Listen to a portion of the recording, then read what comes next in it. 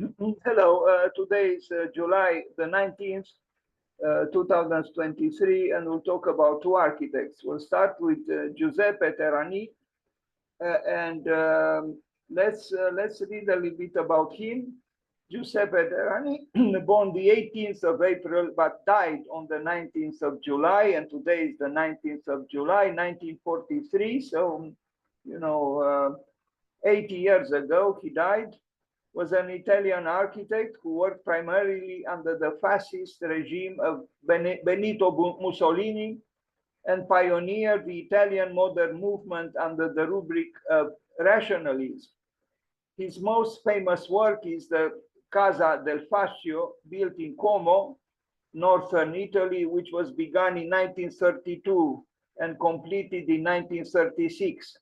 It was built in accordance with the international style of architecture and frescoed by abstract artist Mario Radice.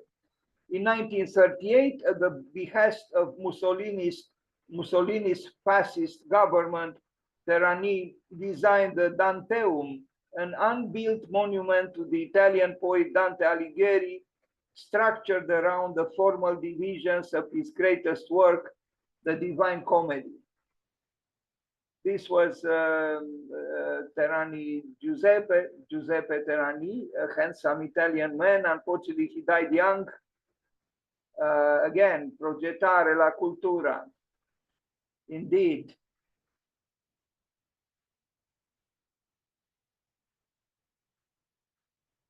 Some drawings by Giuseppe Terragni.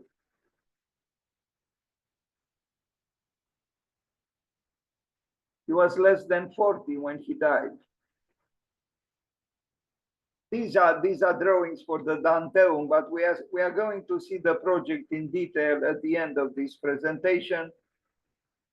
Very interesting that Mussolini, in a certain way, or maybe explicitly, maybe directly, he commissioned this project, and it would have been great if it was built. This is a perspectival drawing of Casa del Fascio, the house of the fascists, built in Como, which I visited, study for the same project. But it might be that this drawing belongs to someone closer to us, considering the car that is drawn there. So it might be that this is not a drawing by Giuseppe Terragni. Facciata dei primi due piani. Anyway, I couldn't. For some reason, I chose text from the Italian Wikipedia. Maybe there wasn't enough information on the British, on the English Wikipedia. This is some kind of hotel or hostel. Where is it? In Como. Built in Como, so that famous work by him, which we are going to see. Here he just refurbished the first two floors.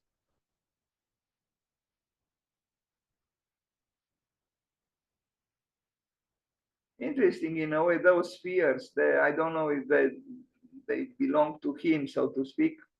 Novo Comune, probably Comune di Como, 1927, 1929. That's when Villa Savoy was built. But this is an apartment building. Rather, in a certain way, a little bit dated, but it's still a good building.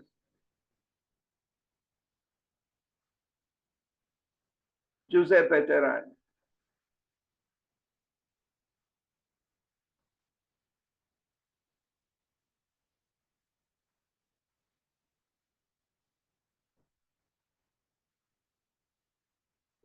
So for me, it's rather interesting that the Italians, who are, closer in a way to Dionysus than Apollo, so to speak, temperamental, emotional, yet rationalism was a strong movement in architecture, Italian architecture. So you wonder, maybe because opposites attract, Um,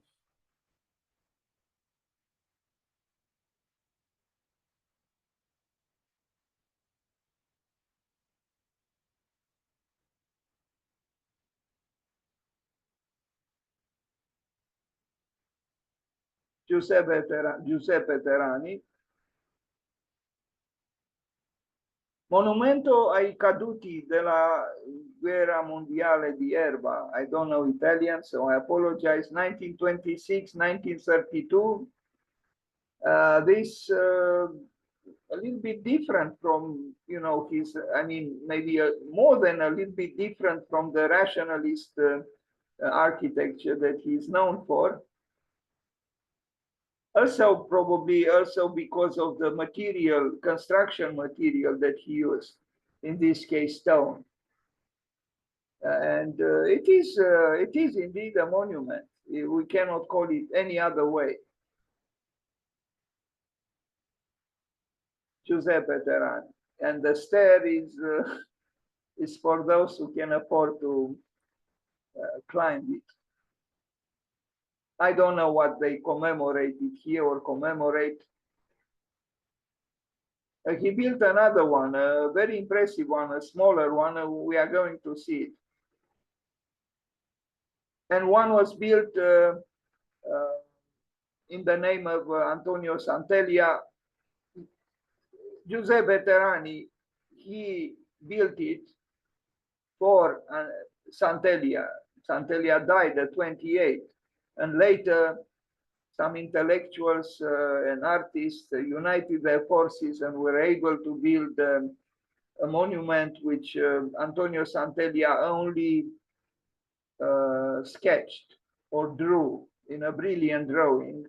Monument ai caduti di Como, 1931. This is the work that was anticipated or you know, envisioned by Santeglia, but it was built by Terragni and a few other people. Monumento ai caduti di Como, 1931, 1932. Again, based on a drawing by Antonio Santeglia, and we are going to see the drawing. It's a good work, and he didn't betray Santeglia. It was built, you know, accurately based on the drawing by Santeglia. I hope I have it here in this presentation. It moves me, this collaboration over the years, you know, this unity between artists.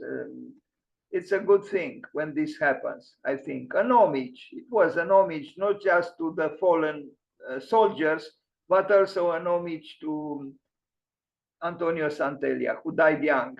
You see, Santeglia, Marinetti, that is the futurist poet, Prampolini, Attilo e Giuseppe Terragni, uniti dal monumento ai caduti, united by this monument, which, you know, was built by these people collaborating over time. Santeglia was already dead when the other four people, you know, united forces to have it built. And you have here on the left side the drawing by Antonio Santeglia, a typical, so to speak, drawing by Antonio Santeglia. And you can see the similarity between the build structure and the drawing by Santeglia. They respected his vision, and it's a good thing that they did. That's the drawing by Antonio Santeglia, who died, as I said, at 28, unfortunately.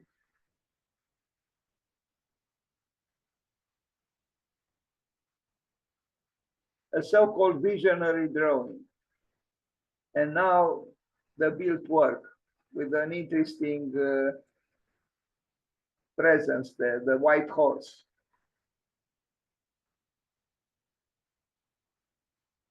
Now here maybe there was a strike of some sort. Italians like to strike from time to time.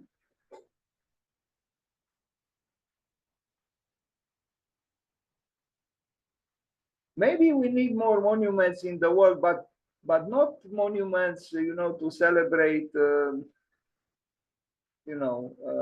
generals and political figures, but cultural achievements, I would say. But and also, of course, the sacrifices of those who died, either defending the country or for a legitimate reason, or maybe even monuments to,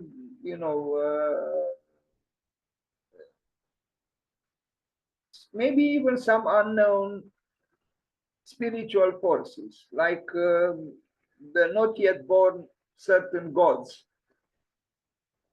But maybe the word monument is not the best, because it is a little bit emphatic, and it risks of becoming even demagogical. Maybe we could invent a different word. The Tomba Stechini in Como, 1932, he built two in a cemetery, I guess, in Como, but I don't know if there is just one cemetery there or not. Here we see touches of,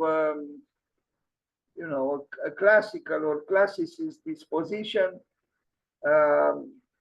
It is indeed, it belongs to, to a cemetery. Giuseppe Terragni. And on the right, we see the other one done by him. So he built both.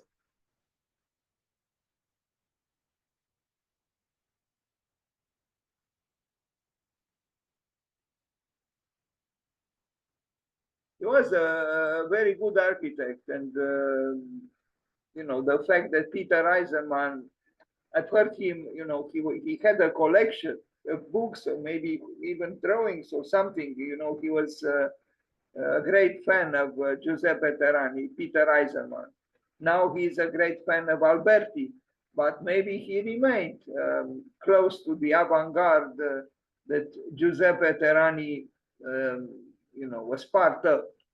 Sala O della Mostra della Rivoluzione Fascista a Roma, 1932.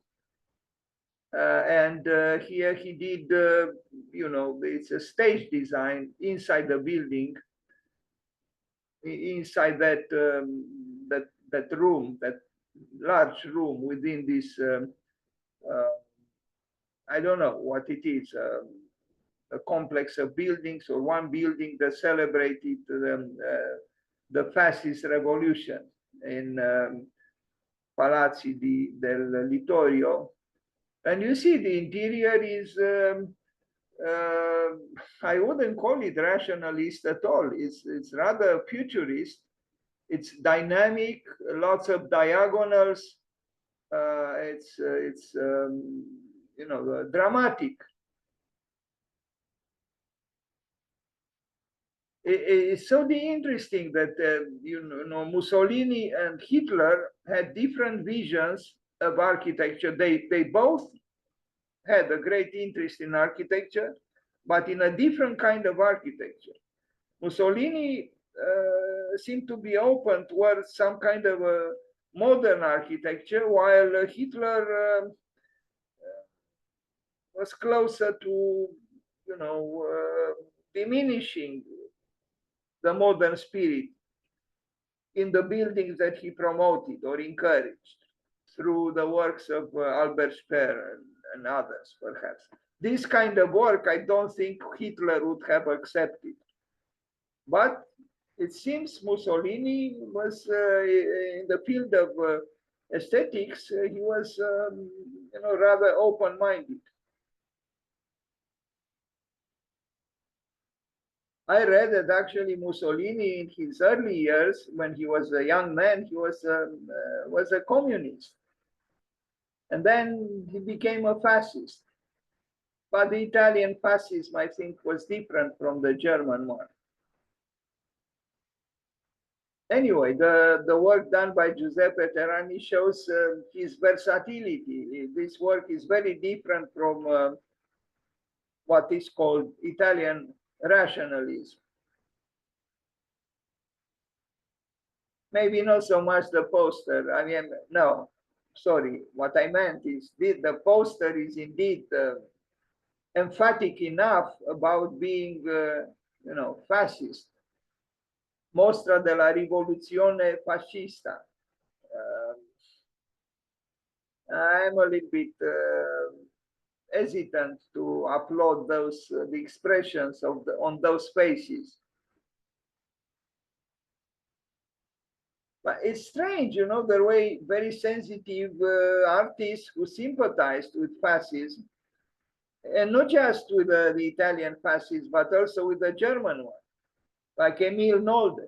But what about the philosopher, you know, the great German philosopher Martin Heidegger?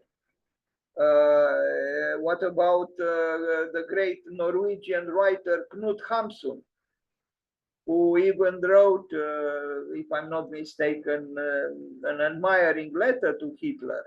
And he received the Nobel Prize for Literature. And then later on, the Norwegians kind of, you know, placed him in the shadow because of his pro-Hitler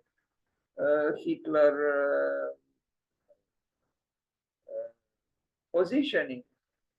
And yes, then there is Philip Johnson, who sympathized with the fascists. So how do you explain it? That there were, you know, capable people, talented people, sensitive people, sympathizing with, sympathizing, if we call these faces, you know, sympathetic faces, with the, you know, stern facial expressions. And look here, order, of course, the army. How come the sensitive artists, including Giuseppe Terragni, were not turned off, so to speak, by, you know, having anything to do with the military? This I don't quite understand.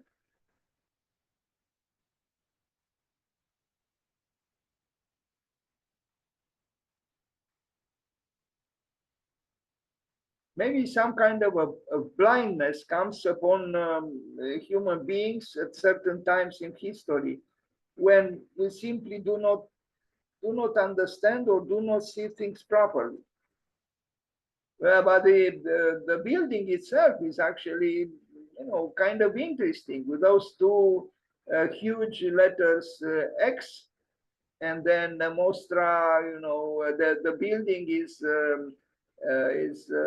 you know, narrative. It tells the story of a building which is not ideologically indifferent, which is looking backwards on fascism. Is of course not something to be cheerful about. But the building still has expression, you know, architectural expression. It's not a building that leaves you indifferent. You know, the typical World's Fair pavilion, devoid of any kind of leaning towards, I don't know what kind of ideology. And you look at the buildings on the left, and in the background, you look at the car, look how people are dressed, and then you look at the building, and the building has a striking modernity compared to everything that I mentioned before. Giuseppe Terragni. Albergo Posta, Como, a postal office. No, sorry, it's an albergo, some kind of a hostel or hotel. You see his name there, 1929, 1931. Again in Como, Giuseppe Terragni, and I don't know exactly what he did here. He refurbished an existing building already.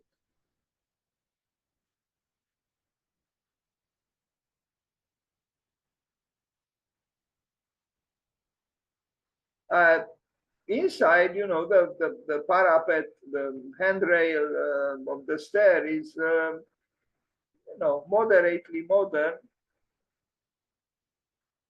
Progetto per un villa con Darsena, 1932.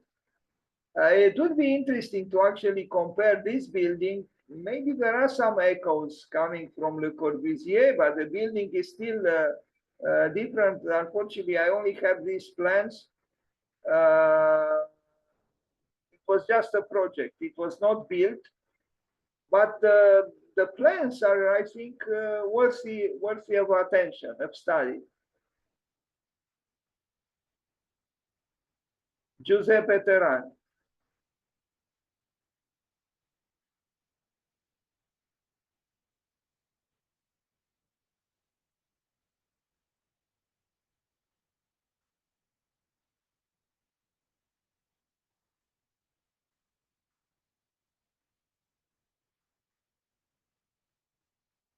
Tomba Pirovano, Como, 1936. Yeah, it is him, with the respect that death deserves.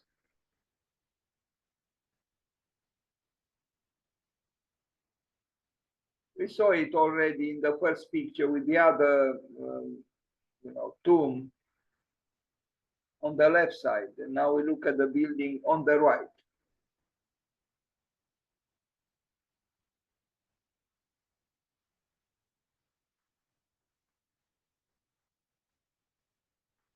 Casa del Fascio, his most famous work in Como, 1932, 1936.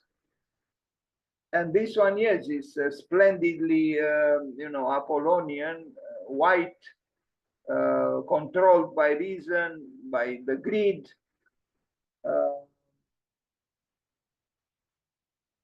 You can imagine at that time was a statement, an aesthetical statement that proclaimed what we call today rationalism.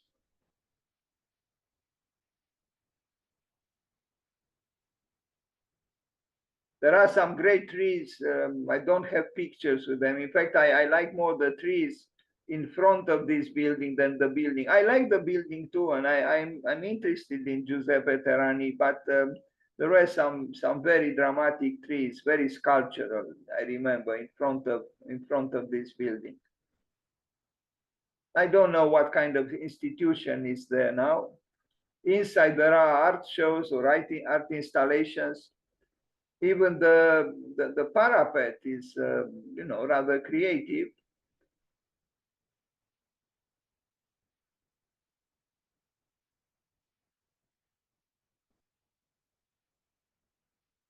You look at the architectural language of the church, and you look at the architectural language of the building by Giuseppe Terragni, and they are, centuries apart.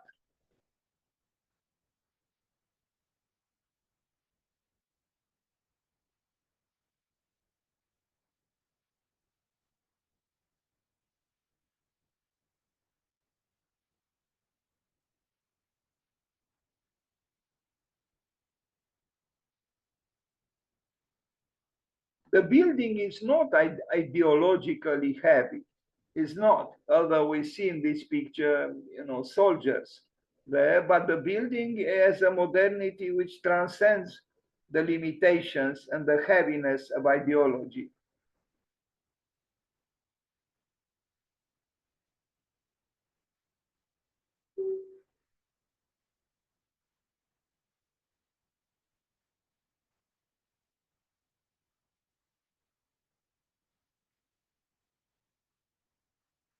Could we, risk of formulating something like, could we call this some kind of soft fascism? I mean, could there be something like this, a soft fascism? But the architecture is, it's not, it's not oppressive. At least in this building, which is the house of fascism in Como, it's a building which could have been anything, even the house of democracy or the house of peace. Easily, you could call this building the house of peace. Well, rather, grid-like or rectangular peace, but still peace. Instead, was the house of fascism.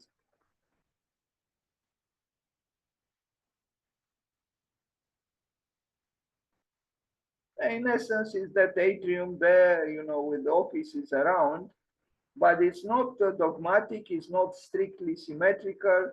It has a certain, open spirit, so to speak.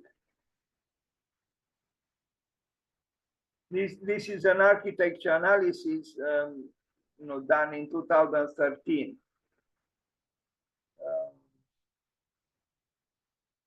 Exquisite drawings, but I'm not sure how relevant is or evocative even. But it's still a good drawing. And images from the inside. Casa del Fascio, Giuseppe Terragni.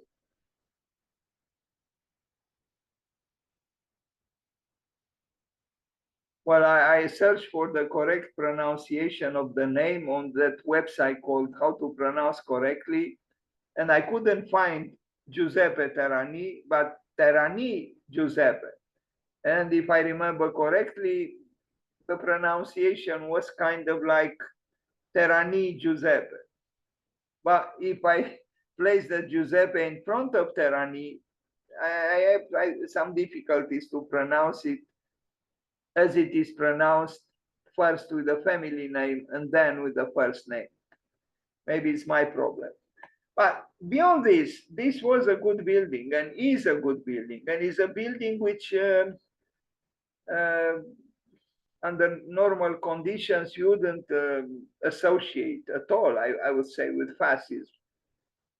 So maybe the narrative architecture relating a building to a certain ideology is approximate, and there is a good chance to be inaccurate.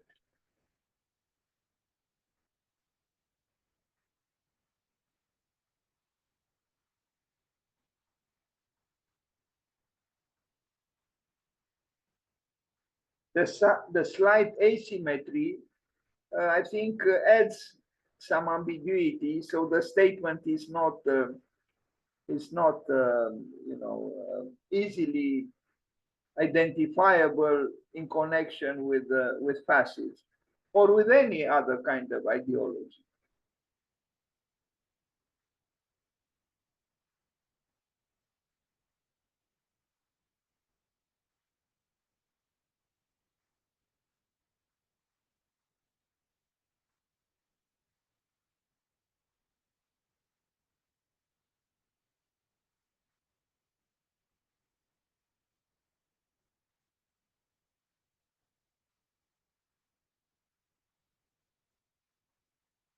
Casa Rustici a Milano, in collaboration with Pietro Lingeri, 1933-1935.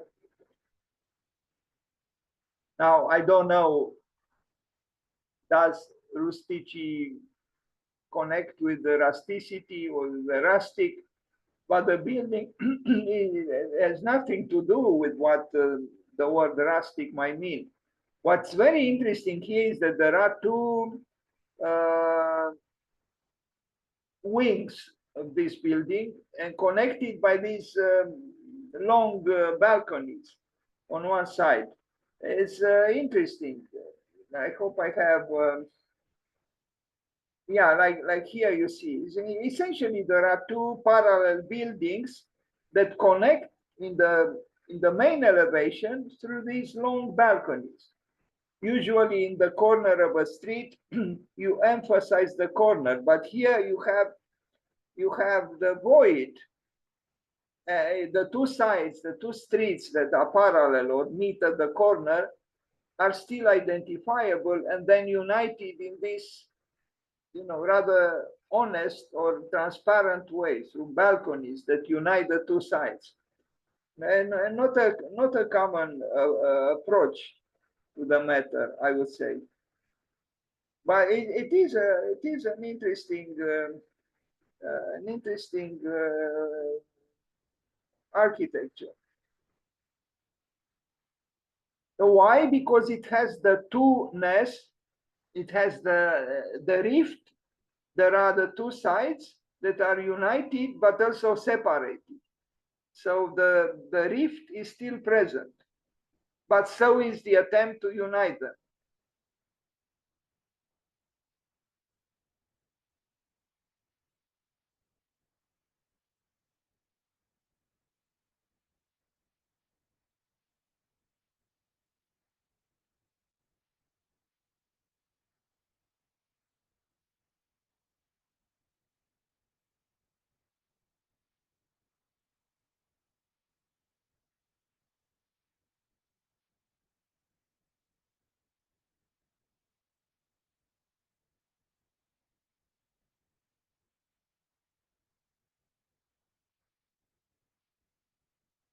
Most architects probably would have made a building here like this, to occupy the corner. But he left it open, and he expressed honestly, so to speak, the two sides of the building. Actually, there are two buildings united rather fragile, in a fragile way, through the balcony here.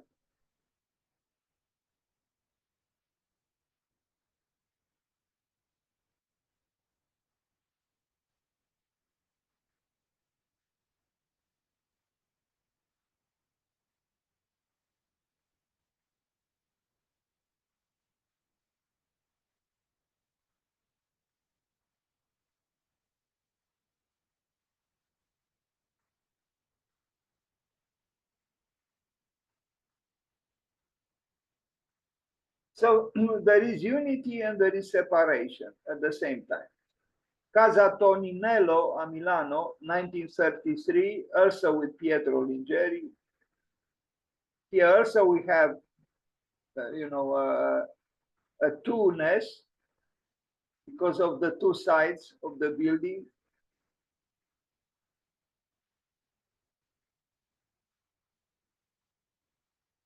Another casa, also with him, Pietro Lingeri, 1933. This one is also interesting in a way that there is a, I hope I have the plan. Yes, you see this facade here, is this angle is less than 180 degrees. And this shows, rather subtly, in the reality of the building. And it's the same, on both sides. But here the angle is,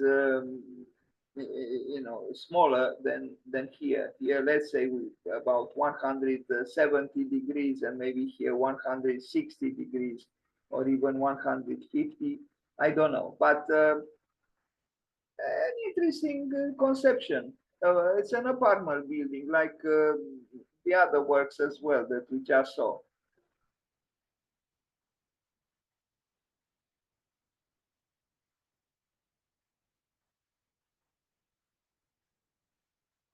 We can perceive in this project as well that the aforementioned two-ness. There is a two-ness here. There are two sides that are brought together. In this way, in this case, and in some other ways in the previous cases.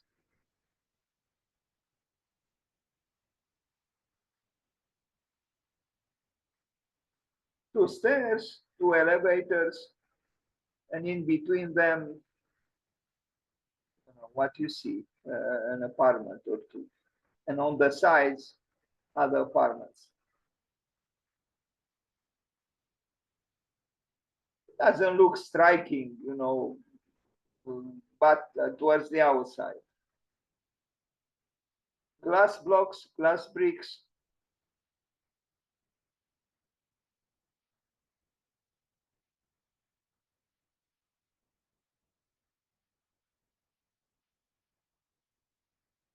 And lots of stuff in the in the balcony on the first floor.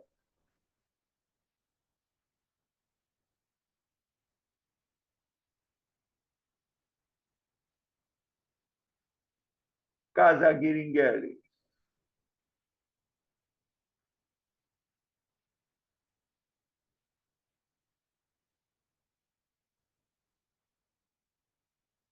Casa di Vacanze sul lago per l'artista. This was part of the Milano Triennial in 1933, but I'm a little bit confused here.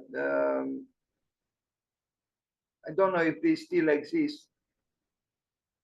This is the house, and the language, the architectural language is like what he did in Casa del Fascio in Como.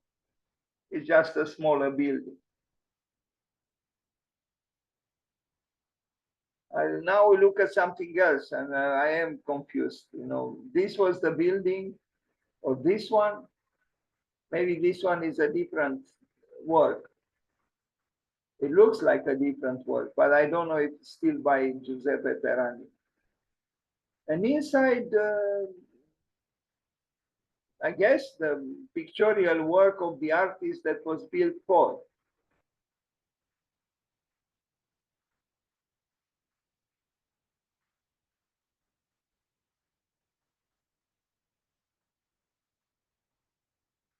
Monumento a Roberto Sarfati sul altopiano di Asiago. This I like very much, 1934. It's a smaller monument, but it's primal, is archaic, is modern. I mean, it's both archaic and modern. I think it is an excellent work. And yes, it cannot be anything else but a monument.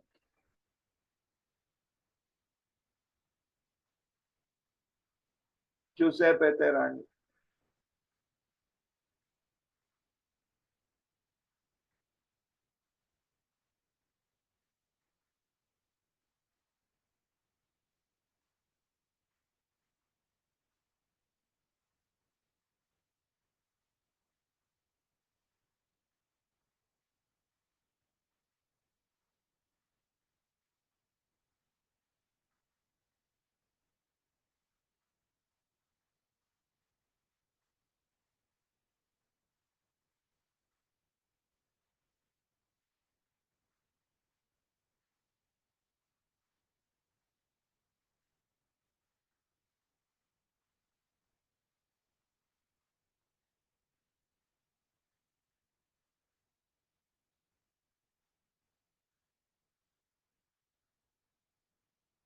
I guess there are some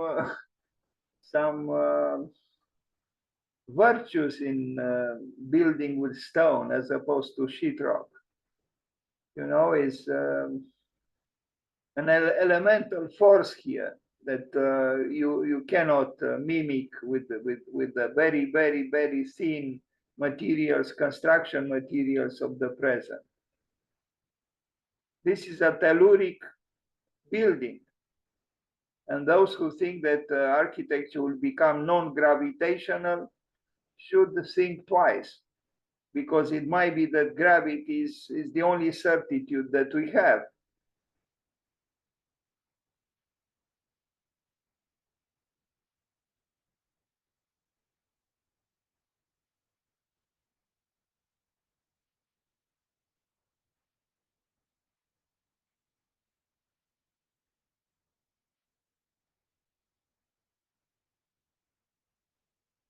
I like this work by Giuseppe Terragni very much. Simple as it is.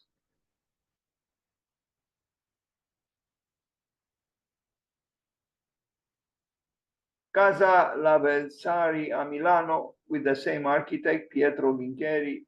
And here we see the same thing and the same strategy, architectural strategy. Two sides that meet at the corner, but they don't hide their duality. So there is the rift, the break in between them. Thus, the two-ness is again present.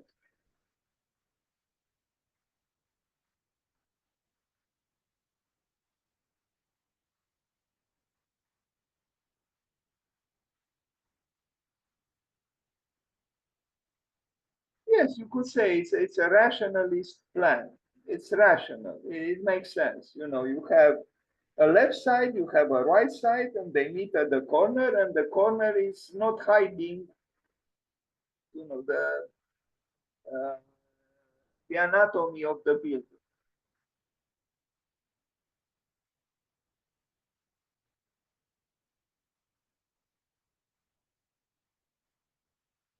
(1934, 1935). The wars didn't start yet, the deadly Second World War. Of course, we didn't learn anything from the First World War.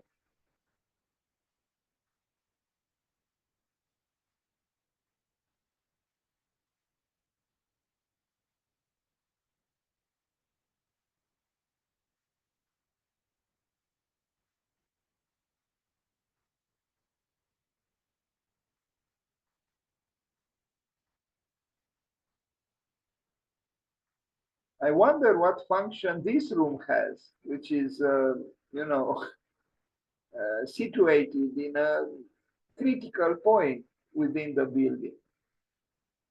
What could the function of this room be?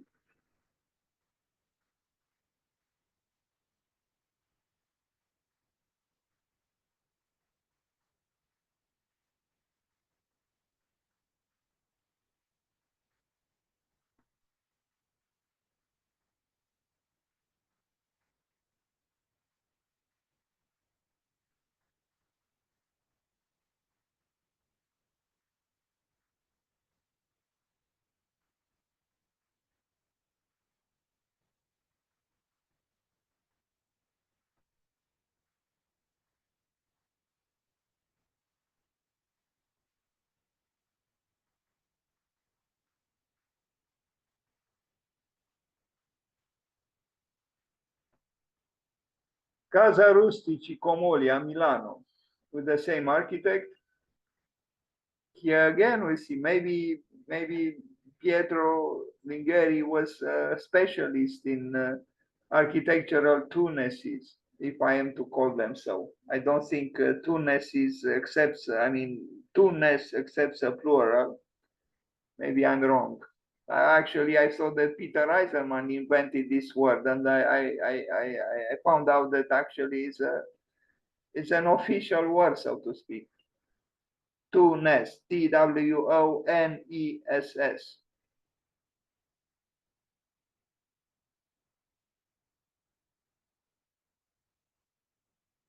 There is a play here with the balconies as well that unite and separate at the same time. I mean, they unite, but they unite separated entities, architectural entities, or parts of a building.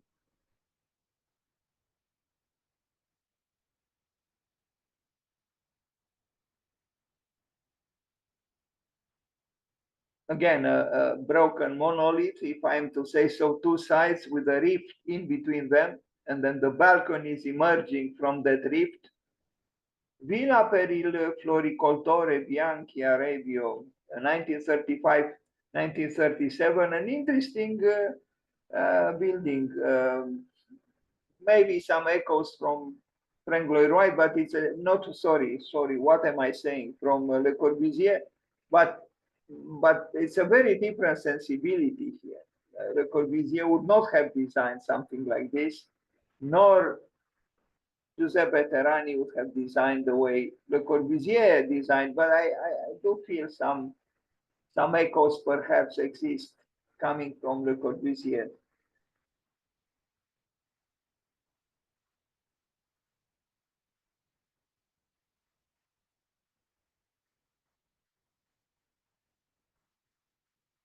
You know, the pilotis, on which the building rests.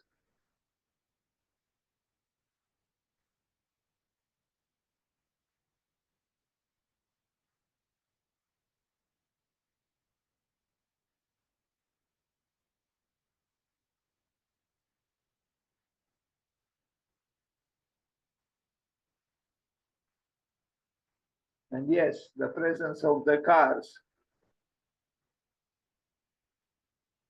which you know, generated the plan of Villa Savoie as well.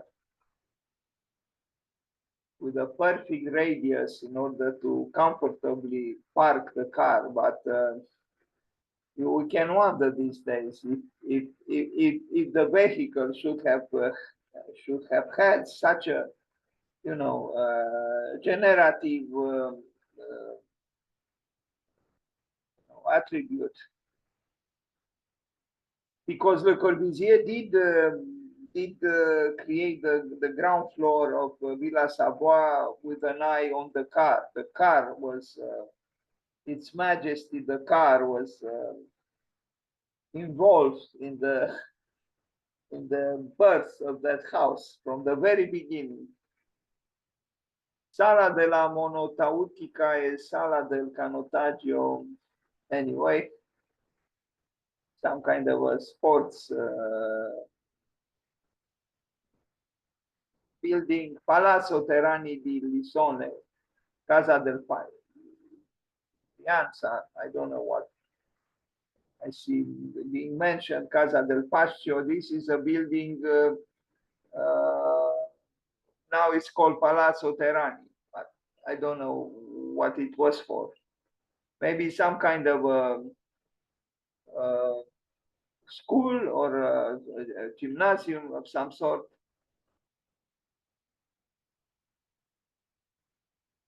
Neglect, but they reconsidered, so to speak.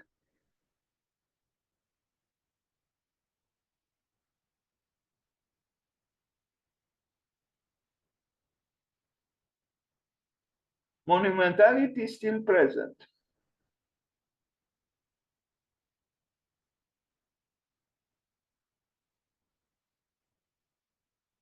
It was Casa del Fascio, but at Lisone, not in Como. Another Casa del Fascio.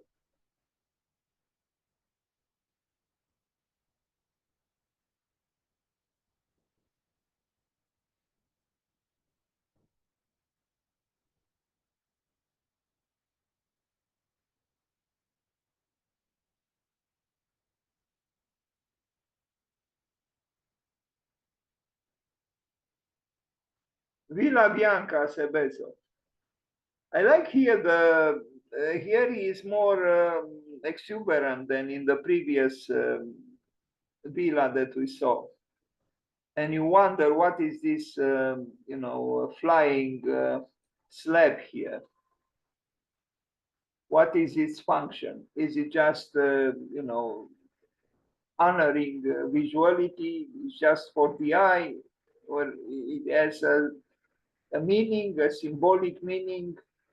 Is the way through which Giuseppe Terragni expressed his desire for the infinite, maybe for the unnamed, for what is far away? I don't know.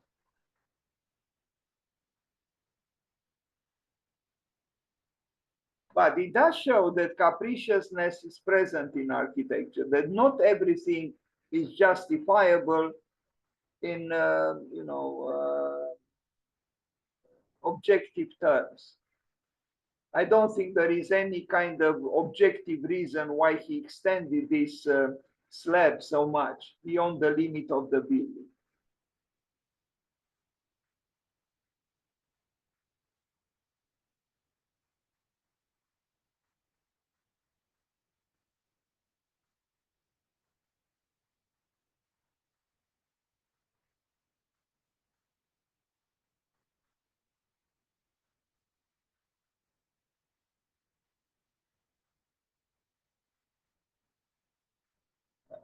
Here you could say that it protects this ramp, walking up on this ramp. But here,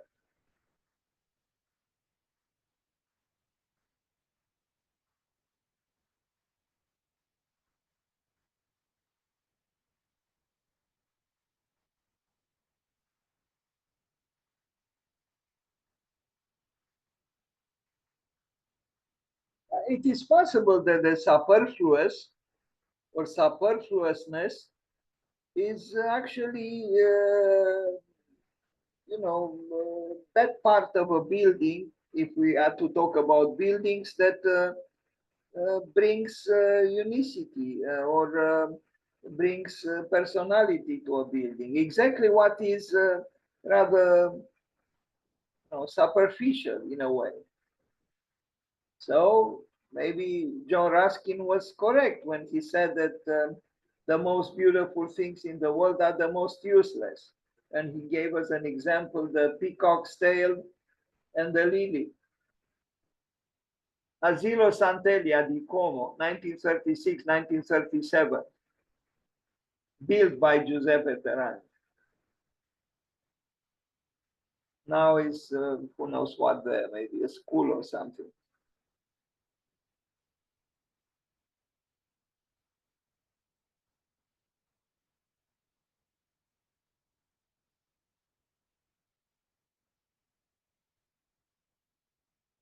Maybe a kindergarten of some sort, considering the, you know, the little colorful houses in the grass.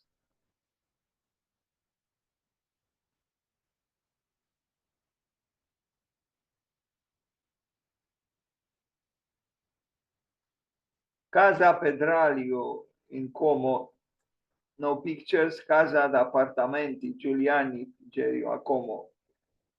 Apartment buildings, plenty of them, built right at the start of the deadly war. Casa Giuliani, Terrani, strange things happening there at the top. Some disequilibrium there. And now we ended this presentation on Giuseppe Terragni with his project for the Danteum in Rome from 1938. And it was an exercise in narrative architecture, and I regret it was not built. So the Danteum project, the Danteum is an unbuilt architecture designed by Giuseppe Terragni and Pietro Lingheri. Sketches and drawings of the master give us the unfulfilled dream of Terragni for a monument to Dante, in which the Divine Comedy was projected in an architectural scheme. And we see some of the drawings done for this project. Watercolors, and the plan is mysterious and complex, and yet simple, with a forest of columns.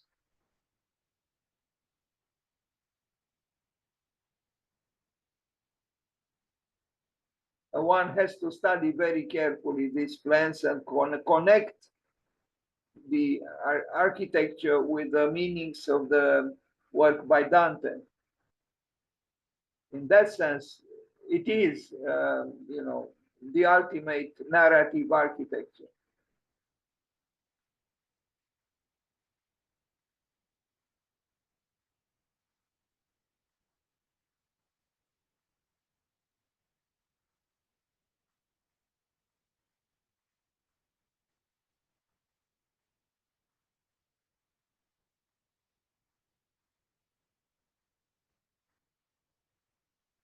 One would say this is a speculative architecture, but I think any architecture that deserves its name does have a speculative side. And I kept saying to myself and others that if we bring together two statements, one by a cultural theorist like Johann Huizinga, the Dutch, theoretician of culture, and another statement by Alvar Aalto, we arrive at the conclusion that architecture, only when it is or aspires towards the metaphysical, becomes culture. And if it becomes culture, it becomes architecture. Because Johann Huizinga said that only when culture aspires towards metaphysics, it becomes or is culture. And Alvar Aalto said that architecture belongs to culture, not to civilization. So if a building does want to be named architecture, it has to belong to culture, not to civilization. But in order to belong to culture, it needs, according to Johann Huizinga, to aspire towards the metaphysical. So in the absence of metaphysics, it seems a building is not architecture. But here we see clearly a project full of metaphysical content and narrative that in this case connects the building with Dante and his most important work. So I wonder if there isn't a great potential here for an architecture, meaning an architecture that belongs to culture, and thus an architecture that deserves to be named architecture. I wish I knew more about this project. I have to study it myself carefully, but the plans in their simplicity and complexity are intriguing enough to, make us want to know more about this. It was not built.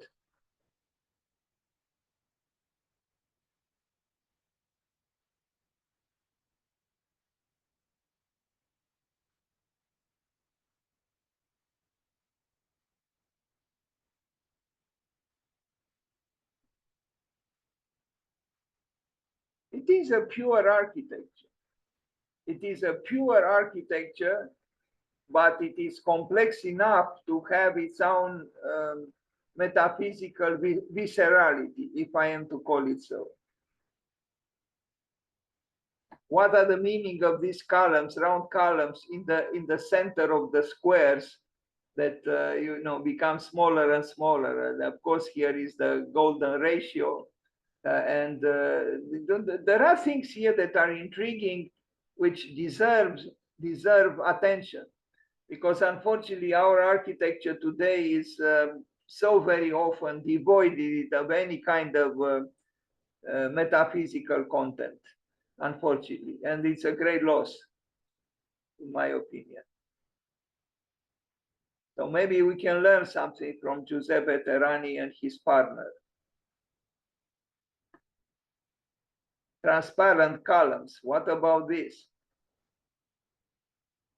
So there are columns for thought. Paradiso.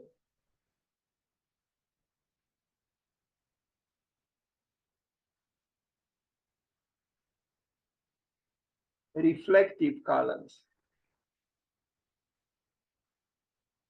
A reflective forest of columns. It was not built, but for thought, it's still very important.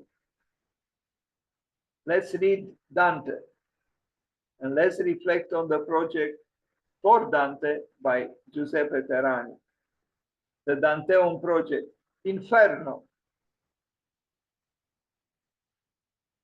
the chains, fear, slavery,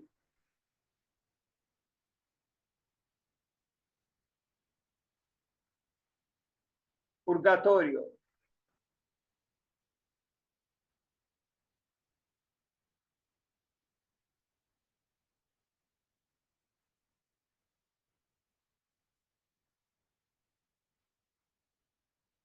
paradiso. These are, contemporary visualizations, I believe, and they don't belong to the interpretations of the project by Giuseppe Terragni. Thank you. And now we'll have a short talk, and then we'll see afterwards what we do.